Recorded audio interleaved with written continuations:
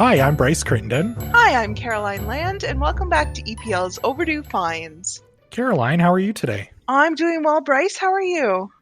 Really good, really good.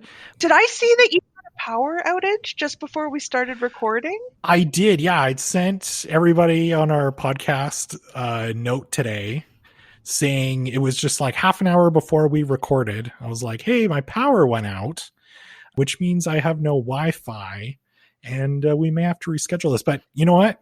Power here at House de Crittenden is back on. And we should hopefully be able to record this episode no problem today. Well, I'm glad you were able to make it. Yeah, it was a little touch and go. I thought I might have to reschedule things, but hey, it all worked out. Magic of technology. So today I think is going to be a really fun episode because we teased this during the last one, Caroline, about how we've all been there before where there's been like a new book or maybe a new movie that we've really wanted to watch or read. And you go to place a hold on it and you see there's quite a few people ahead of you. But maybe you really feel like, you know, some historical fiction or a new romance novel, but you don't quite know what to read or watch next.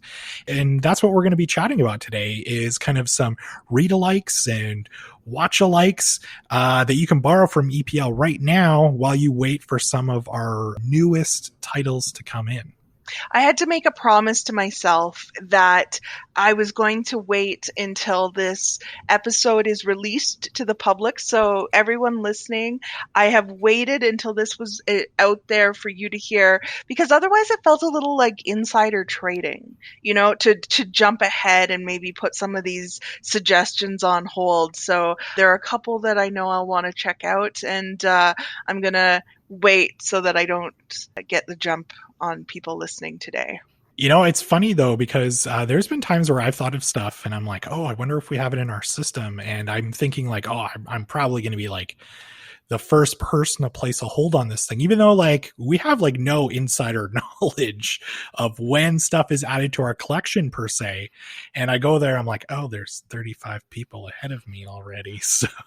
And that's on a good day. That is on a good day. Yeah. Some of the things we're going to talk about today have holds that are into the hundreds.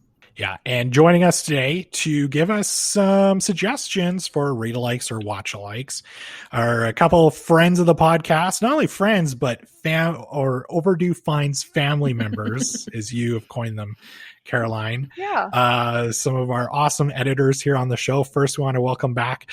She was last on our pop culture crafting episode, Meg DeForest. Meg, how are you today?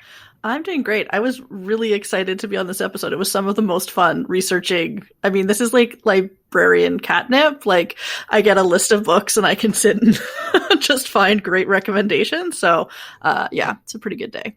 Also joining us today, she was last on our very popular 1996 pop culture time capsule episode. She was a huge fan of the music back then. I don't think we're going to be talking too much about music today, but want to welcome back to the show, Camilla Fita. Camilla, how are you today? Good. I'm doing good. Yeah, that was a lot of fun. And yeah, I totally agree with Meg. It's always great to find read-alikes and watch-alikes and pair people up with different titles in our collection. Little behind-the-scenes details here on Overdue Finds. Caroline gave you both like quite a bit of homework to do for this episode. Like I got that outline and I was like, whoo, I'm good, but I don't want to tell you how many pages my notes are. It's even mine is quite long and it's only half the size of yours. I may have overestimated, but there was just so much goodness that I thought let's just dive right into it. Caroline. Yes. We talked about this on the last episode. Summer's here. Yes. And is there anything more library-ish, I guess, I know that's not a word, than the Summer Reading Club? I can't think of anything. The Summer Reading Club is a staple here at the library. But Caroline, do you remember the fun of signing up for Summer Reading Clubs when you were a kid?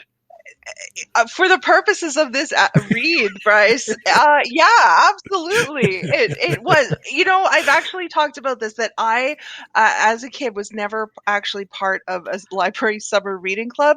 And I have, you know, had to come to terms with that as an adult, as something that I missed out on as a child.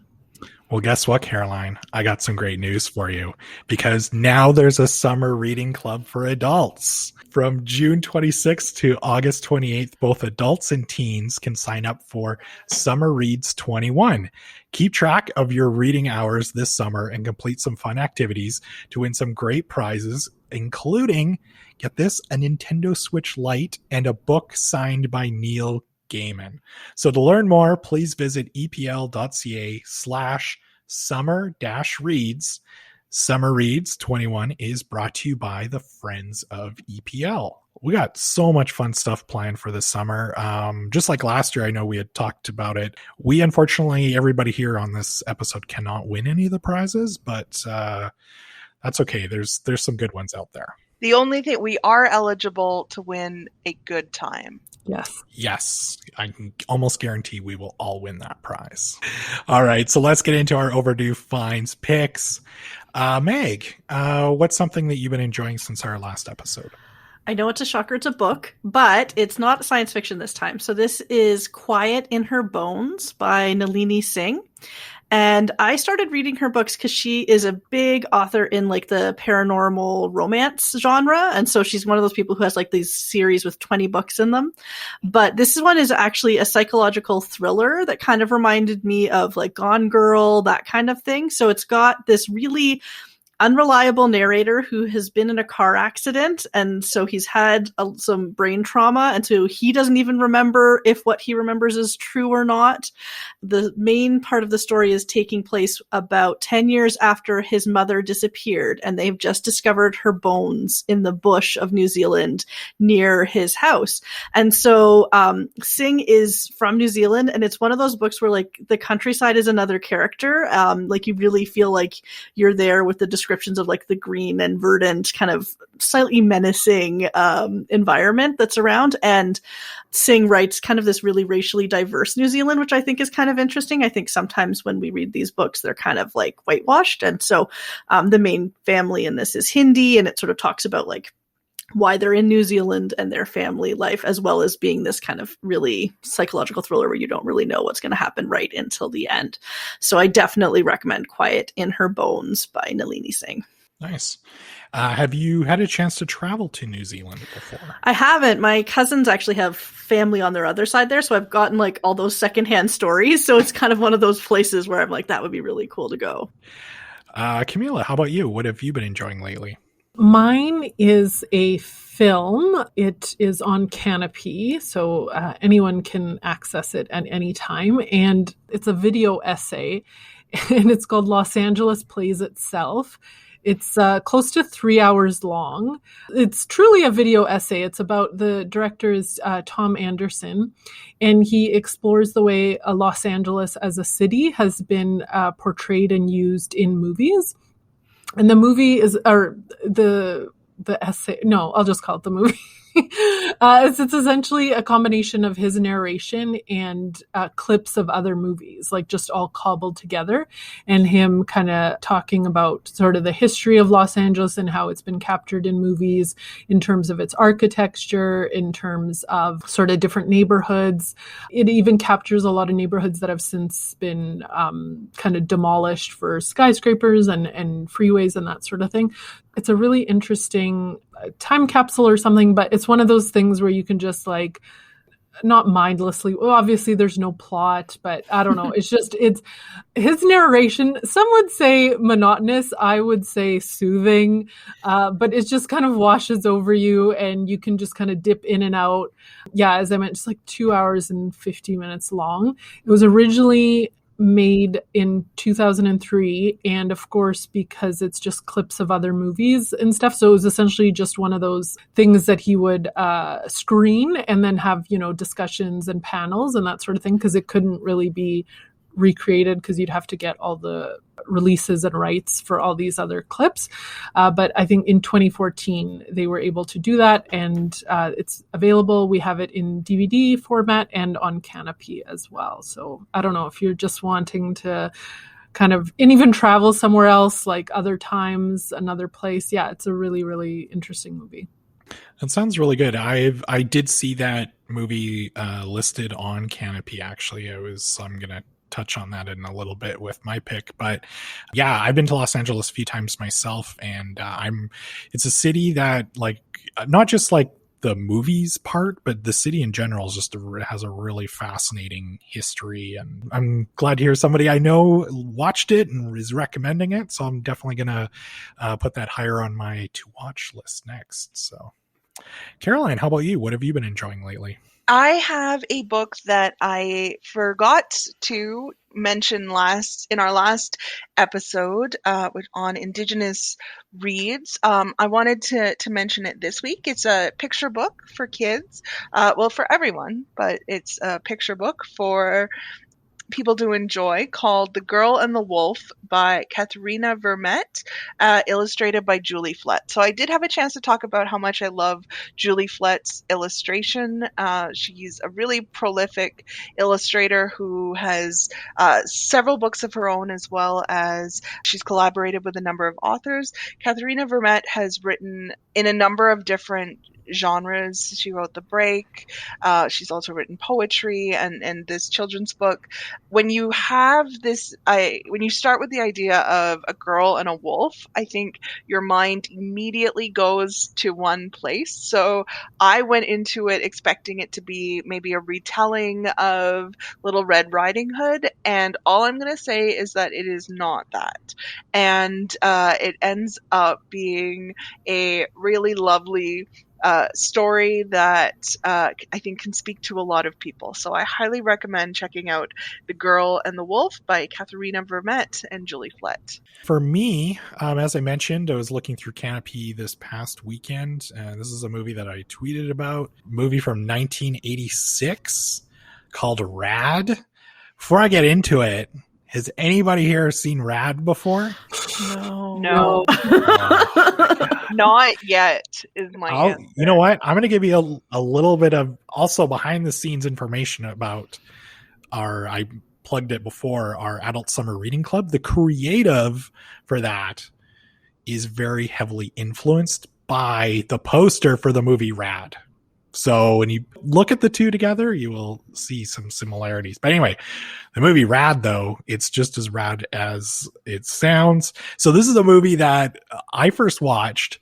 Actually, you know what? This is a movie that I really haven't seen since I was a kid.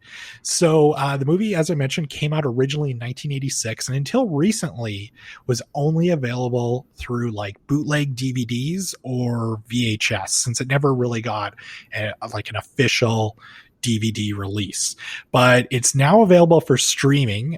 You can buy it on like Blu-ray through some retailers as well, but we have it on streaming in all of its glorious 80s cheesiness through Canopy. So if you like movies like The Karate Kid, I think you'll really enjoy this one. So the movie is all about a teenager who tries to enter a BMX bike race, which is organized by some local business owners who might not be on the up and up, if you will.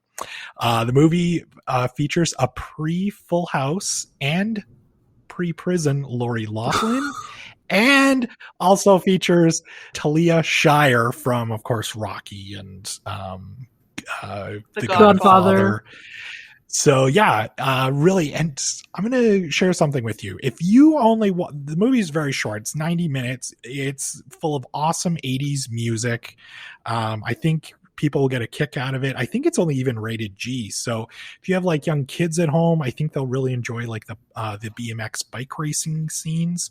But you know, if you don't feel like committing to only that 90 minutes, you should. But if not, I'm going to recommend that if you only watch one scene from this movie, it's about 20 minutes in. It takes place at a high school dance. And if you want to see Lori Loughlin, pre-Full House, and our main hero from the movie do a slow dance, not really a slow dance, but do a choreographed BMX dance on a high school gym floor, set to the song Send Me an Angel, this is the movie for you. I am shocked that I did not watch that, because my cousin and I would watch anything dance related, including the Paula Abdul LA Lakers movie. And of course, Girls Just Want to Have Fun. Anything to do with dance, we were there. So I'm shocked. And then her brother, my other cousin, was like a big BMX kid. So I'm This was made for you. shocked and appalled. Also, just reading, it was partially shot in Cochrane and in and around Calgary. Some spots. Yes. That's pretty cool. It's funny. You can tell the tourism board probably paid a decent amount of money to have it filmed there, because there's lots of scenes in the movie too where they're just like, look at this beautiful country. Like, why would you want to leave here? Like, this is just beautiful. And it takes place in California, but you can tell it's like Western Canada. It's you know what? It's funny because, you know, sometimes these movies, they're like, oh God, it's so cheesy. Like, it's so bad, it's good. But this honestly is actually not that bad of a movie. Yes, there are cheesy scenes, but I really think our listeners will get a kick out of watching this movie. So Camilla, I hope you enjoy it. There is only the one dance scene though, but it's pretty cheesy, and I think you'll enjoy it. It sounds like if you're only going to have one dance scene. I'm glad, now that I'm thinking about it, I'm glad I didn't watch it when I was a kid, because I would have definitely tried to recreate that and probably fallen on my face, hands down. Have you guys heard of ski ballet? Yeah. YouTube that. I feel like that's in the same genre as like BMX dancing. And I tried to recreate ski ballet when I would ski, so also didn't work out. No. So we definitely have some movies to check out, which is great because we might be waiting a while for some of the more popular titles at EPL. There are a number of them that we're going to talk about today. I'm really looking forward to it. Let's start off with some books. First, we have The Vanishing Half, which is the second novel from Britt Bennett, author of The Mothers, a story about twin sisters, inseparable as children, who ultimately choose to live in two very different worlds. Meg, what might people waiting for this book check out instead? So yeah, I found a couple options for this one. The first is A Kind of Freedom by Margaret Wilkerson Sexton. And why I thought people might like it is just that it has some of the same issues of class and colorism, and it's an own voices novel, which is really important these days. And it examines kind of the divergent paths that family take across generations. So in Kind of Freedom, though, it explores the legacy of like racial disparity in the South through kind of this redemptive family history. And the story starts with Evelyn, who's a Creole woman coming of age in New Orleans at kind of the height of World War II, and then goes forward to her daughter, Jackie, who's a single mother dealing with a absent husband with a drug addiction, and then to Jackie's son, TC, who was kind of a straight arrow before Hurricane Katrina, but the New Orleans he loved didn't really survive the storm. So it's kind of got that history of the city as well as the history of this family. And the second recommendation I have is The Color of Air by Gail Tutsuyama. And this one is, again, about a family relationship with complex characters through generations. But in Color of Air, it's a Japanese-American family set in Hawaii's sugar plantations.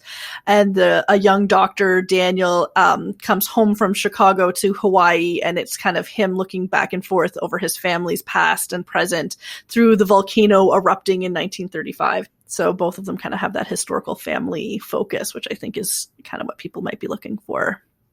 Yeah, there's a lot of great fiction that really explores these concepts of how one generation can influence and impact the next, and really dive in, really satisfying way to exploring those identities. The Midnight Library is a book that has been really popular with librarians. Here's the blurb from the publisher. I had to take it right from them to make sure I understood what I was saying. When Nora Seed finds herself in the Midnight Library, she has a chance to make things right. Up until now, her life has been full of misery and regret. She feels she's let everyone down, including herself. But things are about to change. The books in the Midnight Library enable Nora to live as if she had done things differently. With the help of an old friend, she can now undo every one of her regrets as she tries to work out her perfect life. But things aren't always what she imagined they'd be, and soon her choices place the library and herself in extreme danger. Before time runs out, she must answer the ultimate question: what is the best way to live? Meg, what do you have for a read-alike? So I've got The Invisible Library by Genevieve Cogman. So I had to answer one library book with another library book, obviously. And so while The Midnight Library is kind of a bit more science fiction about sort of regret and different choices, The Invisible Library is a fantasy featuring spies on a quest, but they both kind of deal with those libraries that have access to parallel universes and that kind of. So in this one, Irene is a professional spy for the Mysterious Library, and it's a shadowy organization that collects important works of fiction from all different realities. And most recently, she and her assistant Kai have been sent to an alternative London, and their mission is to retrieve a particularly dangerous book. But the problem is, by the time they arrive, it's already been stolen. And so they're caught in this kind of web of deadly danger, conflicting clues, and sinister secret societies. And they have to not only do this for Irene's professional reputation as a librarian, but also because the nature of reality can kind of come apart if this book from another reality is not retrieved. I've mentioned that I like reading nonfiction, and also on the list of items with a lot of holds on them is Relax, Damn It by Timothy Caulfield. I should have gotten clearance from you, Bryce, if I'm allowed to say that on the podcast. I think so, because it's the name of the title. So. Yeah. I will use it judiciously. That book by Timothy Caulfield, where he takes readers through a regular day from the moment we wake up to when we go to sleep, and shows the underlying science behind our actions and our habits. Camilla, what could I read while I'm waiting for that? Yeah, there's a lot of great nonfiction about changing our habits. And yeah, there's been quite a few in the last few years. But one that really stuck out for me was How to Do Nothing, Resisting the Attention Economy by Jenny Odell. And Jenny Odell is an artist and a critic, and she frames in this book attention, like what we pay attention to, as a finite resource, and discusses how by managing what we truly pay attention to, we can break out of certain narratives, especially in terms of capitalism and technology, of progress, and lead to more meaningful definitions of kind of how we see progress and even happiness. And if you don't take my word for it, it was also on Barack Obama's list of his favorite books in 2019. So I thought that was a pretty good seal of approval. A pretty good seal of approval, and a pretty great reading rainbow reference in this, which is kind of the vibe I think we have for this whole episode. Mm-hmm. Our next title, The Push by Audrey Audrain, is a psychological thriller about a family. Blythe Connor is determined that she will be the supportive mother that she never had. But she doesn't find the connection with her daughter that she expected. She's convinced something is wrong with the baby. Or is it all in her head? Her husband says she's imagining things, and the more he dismisses her fears, the more she begins to question her own sanity. While people wait for this one, Camilla, what else could they check out? Thrillers and motherhood, I think, have had a long history in books and movies. And so I was looking for something similar, if that's what people are drawn to with The Push. And I found The Need by Helen Phillips. And it's part thriller, part literary fiction, but also with a bit of magical realism sprinkled in. The Need is about a woman who's trying to balance her archaeological work, where her team recently uncovered some quite weird and disturbing objects, while at the same time raising her 2 little children. And then during one of her many sleepless nights, she discovers a masked intruder in her house who seems to know a lot about her family. Is it real, or is it just a sleep-deprived illusion? Is there even a difference? I thought this one was really great, especially that tie into her work and the description of the objects that the she finds on the archaeological dig are really weird and really hook you in. And so, yeah, I thought that would be a good read alike. Oh, it sounds really interesting. Were you able to find anything about how Barack Obama felt about it? No, that one I diverged from Barack's list. Oh, it still sounds amazing. So, Mr. President, if you're listening, check it out. Yeah. I'm sure he's one of the Overdue Finds super fans. You never know. Absolutely. I picture him subscribing. He always comes out with a list of books and movies and music. So he comes out with his own Overdue Finds every year. Yeah, I think he got that from us. I think so. Yeah. We'll let him have it. Another book that has quite a few holds on it is The Rose Code by Kate Quinn. And so according to the publishing blurb, a heart-stopping World War II story of 3 female codebreakers at Bletchley Park and the spy they must root out after the war is over. So there's quite a few holds on this one. Meg, what else could people try while they're waiting for The Rose Code to come in? So the recommendation I have for this one is The Secrets We Kept by Lara Prescott. This is another sort of well-researched historical novel, but instead of it being about World War II with the Rose Code, it's about the Cold War. And so it's a thrilling tale of secretaries turned spies, of love and duty and of sacrifice. And it's inspired by the true story of a CIA plot to infiltrate the hearts and minds of Soviet Russia, not with propaganda, but with the greatest love story of the 20th century, Dr. Zhivago. So I read that and I went, I think people have to be reading this. Yeah. All right. So another one is The Invisible Life of Addie LaRue. A young woman makes a deal to live forever and be cursed to be forgotten by everyone she meets. Thus begins the extraordinary life of Addie LaRue, and a dazzling adventure that will play out across centuries and continents, across history and art, as a young woman learns how far she will go to leave her mark on the world. But everything changes when, after nearly 300 years, Addie stumbles across a young man in a hidden bookstore, and he remembers her name.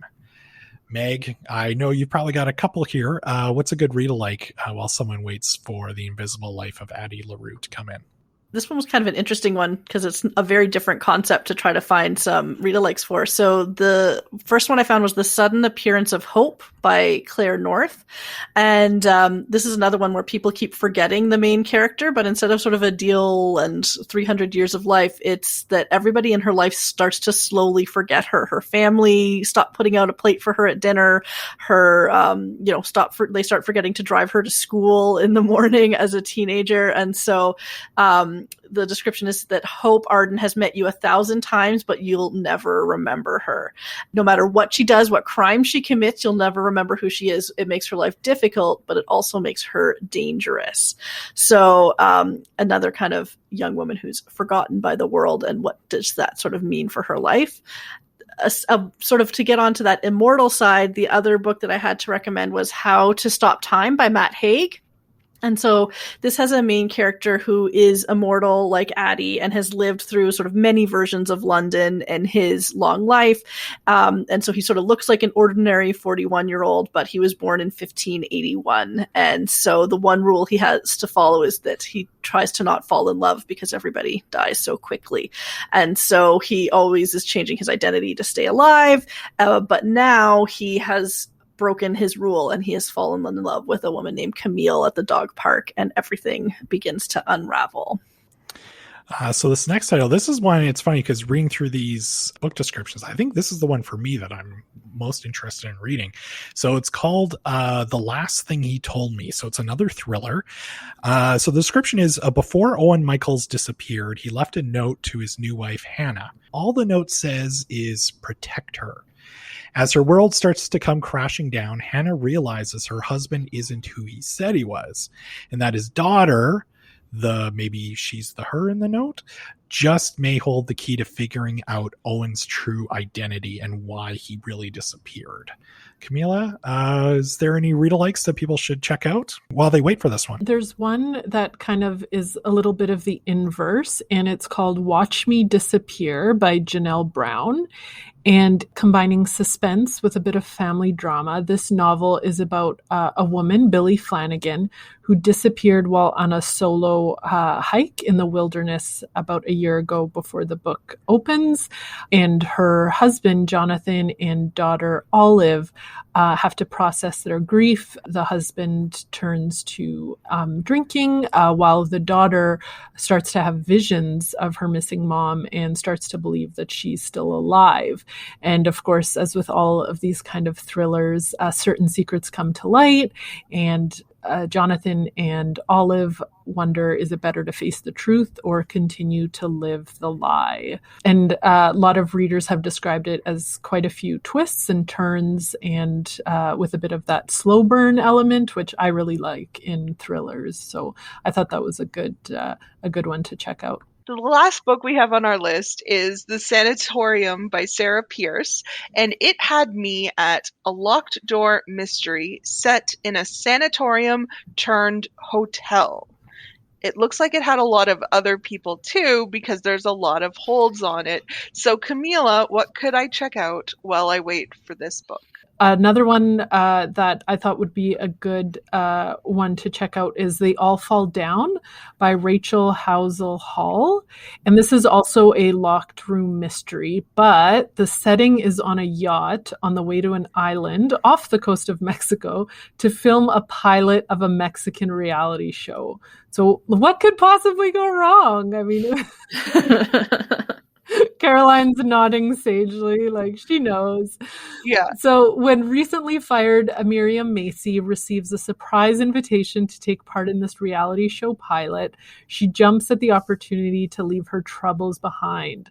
Her philandering husband, her fraught relationship with her daughter, and her panic attacks. But then the other yacht guests start disappearing one by one, and Miriam tries to find out what's happening before she's next.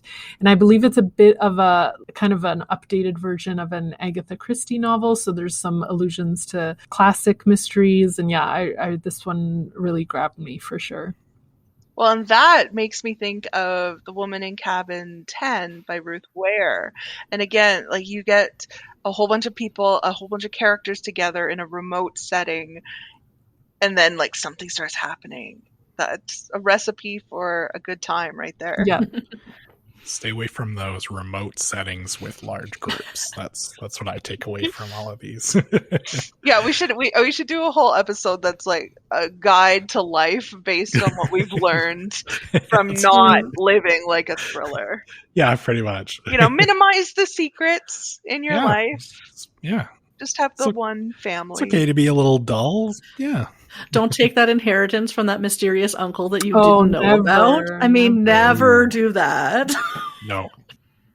A lot of the items with a lot of holds are actually movies.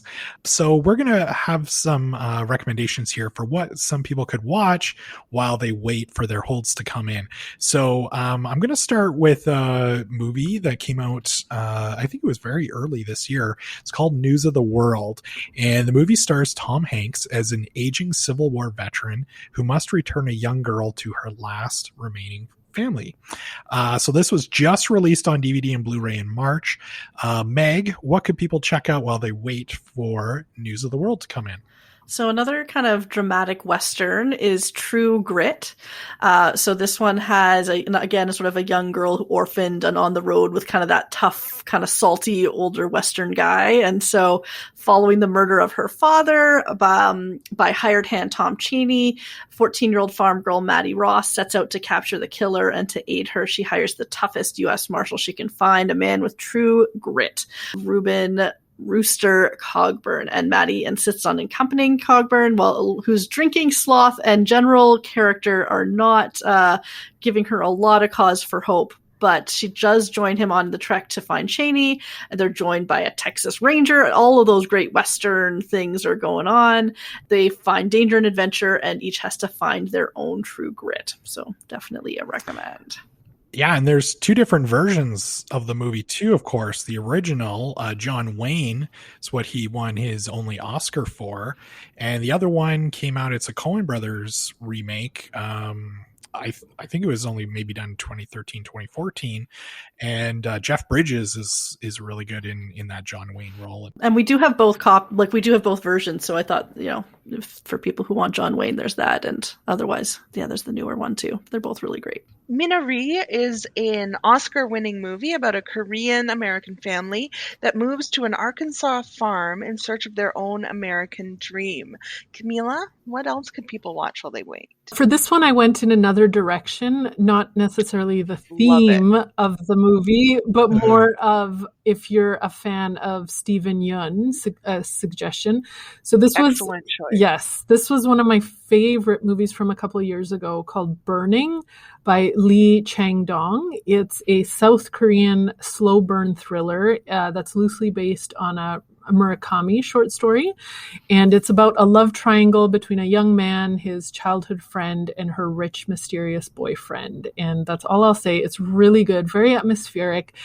Steven Yeun can just wear the heck out of a crew neck light knit sweater. He's a fantastic actor, but he's just great presence on screen and kind of touches on jealousy and class, but there's that thriller element. I really liked it. It's both on Hoopla and we have the DVD as well. I was going to say, Camilla, that you're really testing my commitment to waiting to put these on hold. But if it's on Hoopla, you can stream it right away, which I think is a loophole. Yeah, so it's really good. Thank you for that. So this next one, I personally am a little torn on this movie, and I don't know if I can describe Tenet in just a few sentences. So I'll just say that it's a twisty, time-based action thriller that will probably need a rewatch or two. So it's a good thing that you can actually check out Tenet with us for 3 weeks. And that's all movies here at EPL if you're borrowing a DVD or Blu-ray. But until it comes in for you, Camilla, what other movie might people want to check out? So I'll be honest. I respect science fiction. I respect time travel, but I don't like it. I don't understand it. It hurts my head. So what I was looking for, I thought maybe there's some other people out there where they reject the premise of time travel. But I found there's this movie called Coherence by James Ward Bickert, and it's a science fiction movie, but it's set at a dinner party among 8 friends at the same time that a comet is passing closely to Earth, and kind of the sort of fallout of that. But it's not a lot of special effects. So it's just set at a dinner party, and I thought that was kind of an interesting combination. But there is it gave me Donnie Darko vibes of that kind of real life everyday angst, and then this time loop or time thing kind of cuts through this regular life. So I'd check it out. I kind of like this thing that we're doing with this, going a couple steps away from something where we say, if you like this, check out this. And if you like this, check out this. Like from it, because I don't know that I would have said Donnie Darko as a watch-alike for Tenet, but I'm there on that journey with you. And let me just say for Tenet, by the way, if you understand if you tell me, or just anybody, not necessarily just me, you don't have to at me or anything. You could tell the podcast. You tell the podcast that after the first viewing of Tenet, you know what's going on. No. I'm going to call you out on that and say I do not believe you. I really believe Tenet takes a couple of viewings. So this next movie, this is a movie that I personally I haven't seen, but I'm really looking forward to it. It's called Judas and the Black Messiah. It tells the real life story of the relationship between Fred Hampton, chairman of the Illinois chapter of the Black Panther Party, and William O'Neill, an FBI informant. There are a few holds on this Oscar-winning film. So Meg, what would be a good watch-alike? So this one was kind of an interesting one to find something for, because there's not something that's really exact. But my first recommendation would be Marshall. And so this is Chadwick Boseman was in this as Thurgood Marshall, the first African-American Supreme Court justice. And it's this, again, sort of a true story about one of his career-defining cases. And again, it's got sort of that historical time period happening, but Marshall is set in the 40s instead of like the 60s, 70s for Black Messiah. And again, sort of that true story of like a Black man in the American legal system. So there's a lot of kind of elements to that I think will line up for people. If people are looking for maybe something I think Black Messiah is definitely a little darker, but there's also Black Klansman by Spike Lee, which is a little bit more of a darkly funny take. But it's, again, that one's kind of more of the undercover operation side of Black Messiah and dealing with racial issues. And it's about the first sort of, I think people may have heard of this one, but it's an African-American detective in Colorado Springs who infiltrates the local KKK chapter over the phone. And so it's, again, a little bit maybe more of a funny take, but still very serious issues. And so I definitely recommend both of those. Longtime listeners of Overdue Finds, like if you've been listening since like the very early days, you will know that we are I should say I am. I'm a big fan of the podcast. The podcast is a big fan of the movie Black Klansman. I think the year it came out, I want to say it's 2018. My favorite movie that year. It's my favorite Spike Lee film. Black Klansman is a perfect movie to go and watch with this one. Another one, this is another movie too that I personally have a hold on this movie waiting to come in. I'm really excited to see it. And it's called Promising Young Woman. It's a comedy thriller starring Carey Mulligan as a vigilante seeking to avenge the death of her best friend. If someone's waiting to check this one out, Meg, what are some other movies they might want to try? Sort of looking at some female crime, we've got The Bling Ring. And so that's, again, kind of a dark satire about a group of fame-obsessed teenage girls who use the internet to stalk celebrities and then rob them.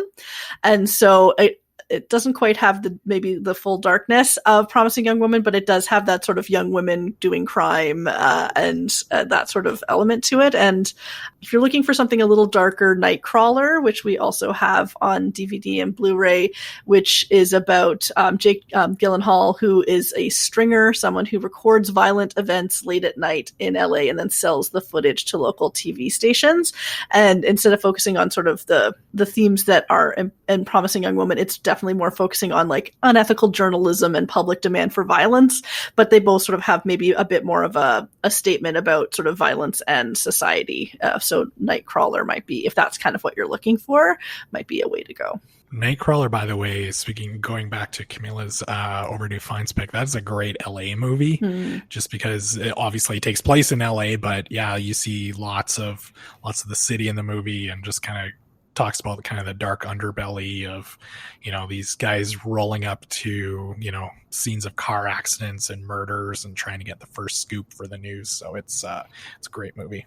The Little Things is a neo-noir crime thriller featuring two detectives, played by Denzel Washington and Rami Malek, on the trail of a murderer. Camilla, what could I watch while I wait for this? Yeah, when I read the description of this movie, for some reason, just right away reminded me of a movie I saw a few years ago, and I had to search. I was like, I don't even know if we'll have it still. I think it came out in 2008, but we still have the DVD, but it's also on Hoopla, and it's called Terribly Happy by Henrik Ruben Gens, and it's a Danish crime film, and it's about a Copenhagen police officer assigned to a small town where everyone has secrets. Those secrets may or may not be revealed, that kind of thing. It's quite atmospheric.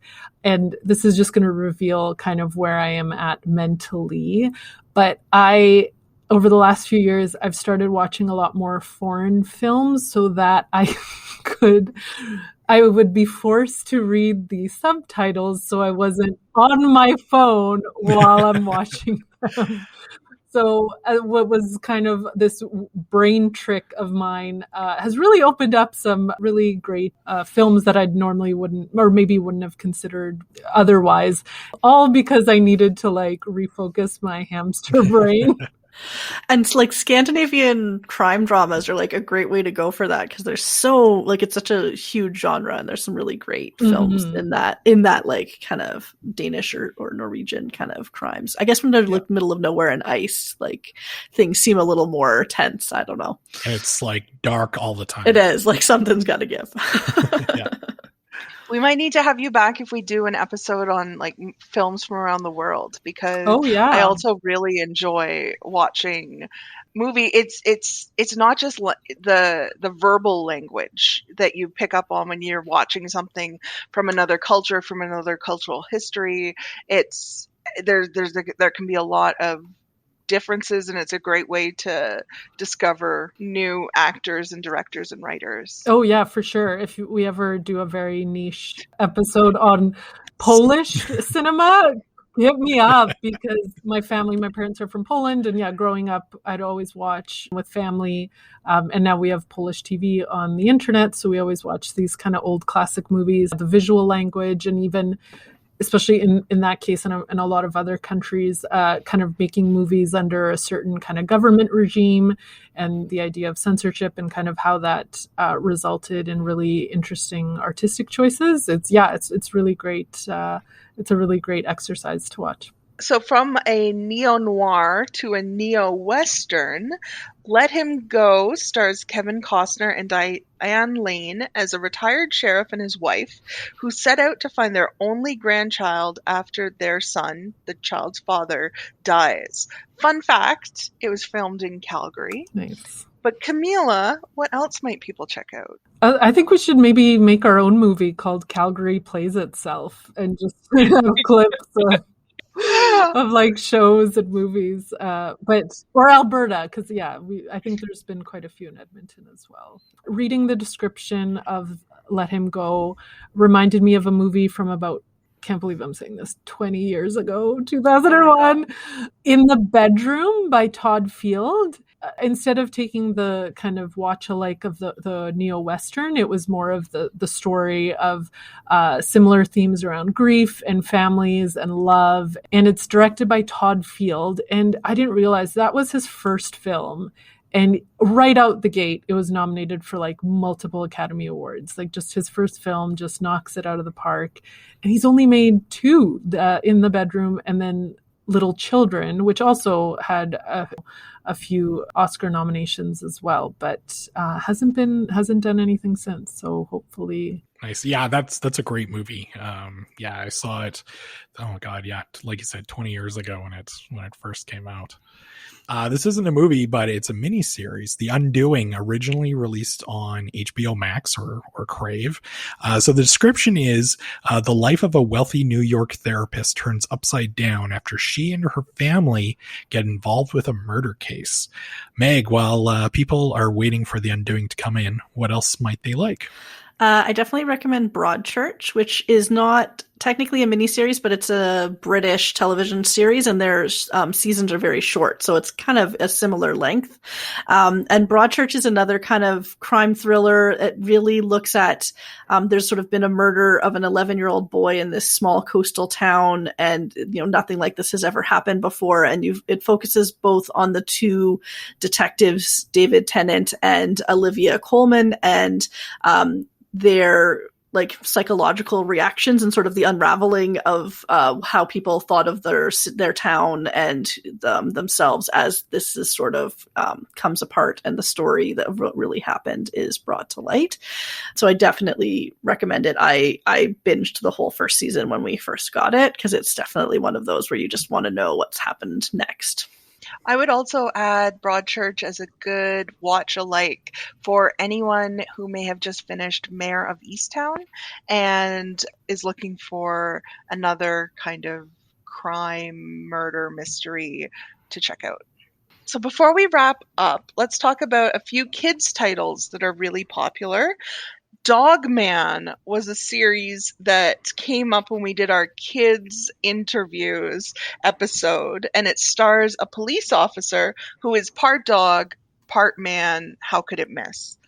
Camilla, if people are interested in Dogman, what else could they check out? Yeah, because the thing about Dogman is there's quite a few in the series. So I was looking for something else that had multiple titles in a series. And Hamstersaurus Rex by Tom O'Donnell is, I think, a really great pairing, as I talk as if it's wine and food to Dogman. And it's about a sixth grade classroom that unexpectedly gains and loses a pet hamster. And Sam Gibbs is one of the characters, and he instantly bonds with their hamster, the class's hamster, that they have all named Hamstersaurus Rex. And of course, I mean, you combine kids and hamsters, as I remember from my childhood, you get a lot of hijinks. Yes.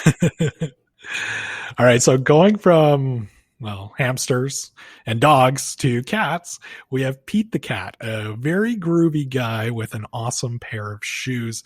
This book has lots of fun, repetition, and rhythm. Camilla, what else could kids try instead while they wait for Pete the Cat to come in? I mean, Pete the Cat is like the Beatles of like kids books the last few years. Like, I just was like, where could I find something that has captured all of our imaginations? I sing the song, I sing Groovy Buttons in my head.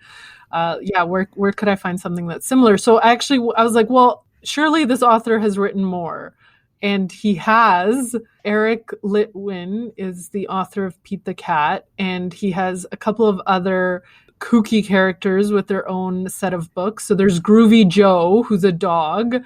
So if that kind of animal dancing, which we all love. And then the Nuts, who appear to be actual nuts. And I love anthropomorphic like things that aren't animals, but yeah.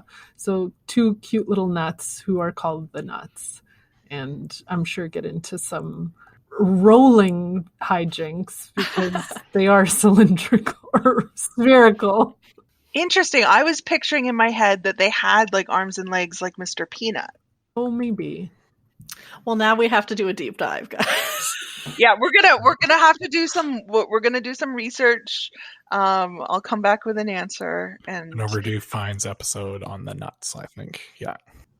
Geronimo Stilton is the publisher of the Rodents Gazette, Mouse Island's most famous newspaper. There are a bunch of Geronimo Stilton books at the library, but if people are waiting for one, Meg, what are some other books that they could check out? So I think, as Camilla was saying, this is one of those series where kids love it because it's a series and there's something really nice about having that character that and new adventures. And so I was really trying to find something where there was that same sort of familiarity. And so my recommendation is The Great Mouse Detective. There are some classic ones that some of us here might remember in a movie that was kind of around in our childhood, but there's new books that have come out in the series. And instead of it being kind of a journalist, it's a detective who's solving crimes, and Basil is the detective, and some of the titles are, Basil and the Big Cheese Cook-Off, and Basil and the Library Ghost. And so there are a lot of options if you are looking to sort of have that same character going through a bunch of adventures where, of course, he always solves the case. And this is a series that I have really enjoyed, the Babysitter's Club graphic novels. If you're waiting to check those out, Meg, what other books might you try? So there's another sort of graphic novel, kind of that sort of age girl series that starts with Sunny Side Up by Jennifer Holm. And so this is Sunny Lewin's been packed off to Florida to live with her grandfather for the summer. And she thought that Florida might be fun. I mean, there's Disney World after all, but life with her gramps is not an amusement park. It's kind of just full of old people. But luckily, she's not the only kid around. She meets Buzz, a boy who's completely obsessed with comic books, and they have some adventures of their own facing off against golf ball eating alligators, runaway cats, and mysteriously disappearing neighbors. But the question and mystery remains, why is Sunny in Florida in the first place? And the answer lies in a family secret that Sunny has to discover. But it's, again, a series. There's Swing It, Sunny, and Sunny Rolls the Dice are the next ones in the series. So I definitely recommend checking that out. Yeah. So we've only covered a few of the many titles that EPL carries. If you're waiting for your haul to come in, what are some of the other ways that you can find something while you wait? Camilla, I know that we have a blog up on our website now where you do give some suggestions, but besides, you could, of course, just calling EPL. What are some other resources that you can use? Yeah, I want to draw everyone's attention to our website. So when you search for a title, say you've heard it on the CBC or read about it, and you're like, oh, I want to check that out. You go and search it, and there's 95 people waiting in line. Absolutely, put your name on the list, place it on hold. But then if you scroll down on that page of that title, there's a lot of great resources, including lists, so staff lists that have been created, and actually also community lists. So other users in Edmonton and in other library systems can create book lists or item lists. And so these lists pop up that have that title, and usually they're kind of like if you liked X, or while you're waiting for this book, here are some great read-alikes. And then our website even has some built-in recommendations like you may also like, and related titles by either the same author or similar ones. So where it's pulling from is from a database called Novelist. And that's really great, where you're just kind of in the mood for something and you're trying to describe, you're like, oh, I'm kind of looking for something like atmospheric and mysterious, or funny and witty, but also fast paced, like it just any kind of description. If you're looking for a book, Novelist probably has something for you with those characteristics. Yeah, it's a really kind of interesting database that not a lot of people might be aware of. And then you can also access lists and read-alikes and that kind of thing. Novelist is the librarian's secret weapon that we try to tell everyone about at every opportunity. Let's go into our roundtable questions. The first one, have you ever read anything just because it was really popular? And if so, what? Meg, we'll start with you. I read the first Outlander book because it was really popular. I was friends with a bunch of people who liked it, and they talked about it all the time. And I was like, oh, this seems like the sort of thing I would like. And so I read it, and it just wasn't for me. I'm actually usually pretty stubborn about this. I'm one of those people who, like, if everybody tells me to read something, I sort of put off reading it for a really long time, just because I'm like, I want it to read it. I don't want to read it because somebody told me to. So I don't do that too often, but I did give in on Outlander, and I know it's lots of people's favorite, but it's not my jam. Okay, Camilla. Yeah, I'm the same with Meg. Like, if something is super popular, I'm just like, and that's only with books. Anything else, like movies, music, top 40, give me the most popular titles of it. But for some reason with books, I get a little bit like, no, I don't want to read the most popular one. But the one I cannot even explain why I did this, because I was not a kid, I was an adult. And so I don't know why I was like, I need to read all these, was the Twilight series. Like, there was nothing about it. I remember the feeling reading it. I'm like, this is not good. Like, it's just not, and I'm not like, I could see the appeal of it for sure, but I was like, why am I reading it? Like, I don't know why. And then I read the first one, and like, yeah, okay, it was okay. And then I even read the second one, which, if people remember, is like the most boring book I think ever pen to paper, just that second one. And I was like, okay, and I finished it, and I was like, but I remember reading it being like, why am I reading this? And I think I went on to the third, and I don't know why. I'll never get that time back.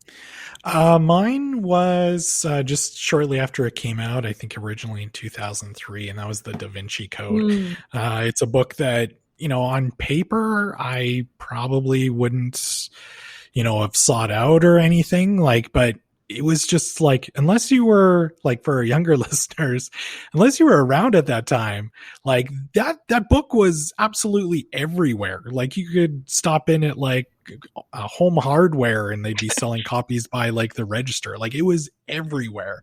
So of course, like, you hear people talk about it and you're like, oh my God, fine, I'm just going to read this book. And like, I mean, it's not a bad book. Like, I know people like will kind of mock it and everything, and of course mostly because it was like, it's an okay book, but I read it because everybody else was, so yeah, I'm fine. Yeah. Caroline, how about you? What have you succumbed to peer pressure on? I had two. One of them was Da Vinci Code, and my other one was 50 Shades. 50 Shades of Grey. I just wanted to know what everyone was talking about.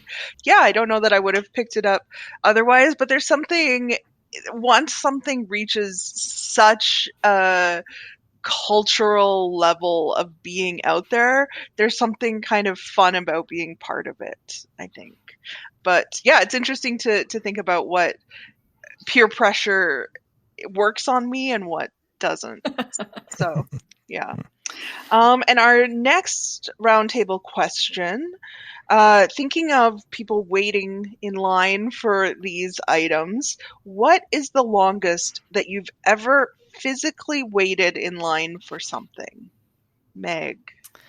This was tough because I'm not a big, I didn't camp out for Star Wars movies or anything. So the one I came up with was I was in Berlin on a school trip in university, and we all stood in line outside this nightclub trying to get in. And I guess we weren't cool enough because we definitely did not get in. And we spent the entire evening waiting in line for this club. But in Germany, you actually can drink on the street. And so we just sent people to the hot dog vendor to get beer and sausages. And we actually had a great time just hanging out in the line waiting to get into this nightclub that we never got into. I still don't know why. And there was also no one spoke German, so we also were like, are we not to dress code? We didn't know why we weren't getting in, but we had a great time waiting. Good. Bryce, how about you? I may have told this. I think I did. I may have told this story on the podcast before, but the longest I've waited in line, I think, was when Cheryl and I, circling back to Los Angeles again, we were in LA in 2003, and we got tickets to The Price is Right. So waiting in line, even though we had tickets, just going to a taping of The Price is Right is an all day thing. You're actually on the CBS lot, but you're waiting kind of in their parking lot area.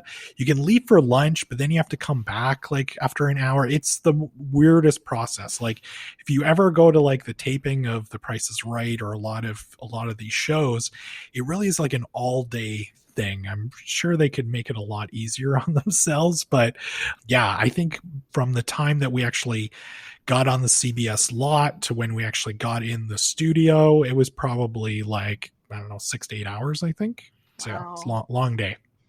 Caroline, how about you? Well, mine isn't, I don't think it's as long as any of yours, but it's the most ridiculous, I think. And that was a couple of years ago in Edmonton. They had the overnight art festival Nuit Blanche downtown, and there were a couple of large art installations that you could experience. One of them was a balloon pedway, and this was one of the pedways in the city center shopping mall, was filled with giant yellow balloons. The line for it snaked around the entire mall. We waited. I was with a friend. We were in line it was hours in the mall just waiting to go into a pedway, right? If you say that, that's a ridiculous sentence. And then you add balloons on top of that. There was a sign that they had at this point. It's from this point, the expected waiting time is 45 minutes. And it was never 45 minutes. But somebody had drawn a 1 in front of 45. And then somebody else had drawn a 1 in front of the 1 in front of the 45. And that was, I think, funny for a brief moment. It was long enough that you questioned and you go through that stage of well, I can't leave now because sunk time into it. But I have to say the experience of going through the balloon pedway was worth it in the end. Was it? Yeah, it was. It was amazing. It was amazing. Like I said, it wasn't as long as you guys waited. I think maybe it might have been around 3 hours, which is a long time to be waiting in line for something at the city center shopping mall, but it was worth it. It looks like you do not believe me, Camilla. Caroline, I have a long hallway in my house. I will buy some balloons. I will fill them up, and it will be open just for you, this art installation, and you can walk up and down to your heart's content. That's one of the sweetest things anyone has ever said to me. Thank you. And thank you both for joining us today. Is there anything coming up at EPL that you would like people to know about? We've got some more sustainable kitchen classes going on all the time. This summer, we're going to be making and decorating some cupcakes and doing some lemon blueberry muffins. So I definitely suggest checking out those classes. And also, if you've missed any of them, we have a playlist on YouTube that has some of our past cooking classes on it that you can check out there. Yeah, this month we're going to have our monthly book club. And for June, it's BYOB club. So it's bring your own book, very much in theme of what we did today. So when you register, you come and you talk about what you've been reading or watching lately, and everybody shares. It really gets some great discussion going, and people get a lot of great ideas. And then at the end, we create a list, just like we do for the podcast, but we create a list for the book club and we send it to all attendees. And then you can see exactly what everyone has been watching or reading. Yeah, and those have been really, really great. I was going to say I attended one of those last summer, hosted by Meg, who did an awesome job. And yeah, they're it's really fun. And yeah, you get some great book recommendations from that. But Caroline, I also have something else to plug myself. So of course, at the top of the show, we talked about our summer reading club for adults. But I'm actually going to be hosting a trivia night on Monday, June 28th. And this is part, of course, of that summer reading club. We'll have a link to where you can sign up in our show notes, or you can visit epl.ca/summer-reads. And I know I've got some librarians working on some really fun questions. And yeah, I've posted a couple of these already, and they're always fun. And yeah, everybody has a blast. So if you get a chance, definitely sign up for it. That sounds like it will be rad. Oh, it will be rad. Maybe there'll be a question about rad. I can't confirm nor deny that. We hope you've enjoyed today's episode. Make sure that you're subscribed so that you automatically get all of our new episodes. Please also leave us a review on Apple Podcasts. We love getting reviews. And as always, if you like what you hear, tell a friend about the show. Yeah, and don't forget, of course, we will have a link to absolutely everything that we talked about in today's show notes. Caroline will have a long list that she will prepare for you. Please go check it out. There'll be some great titles in there. If you want to share what items you're eagerly waiting for, you can email us at podcast@epl.ca or hit us up on Twitter by using the hashtag EPL Overdue Finds. Thank you for listening, and we'll see you next time.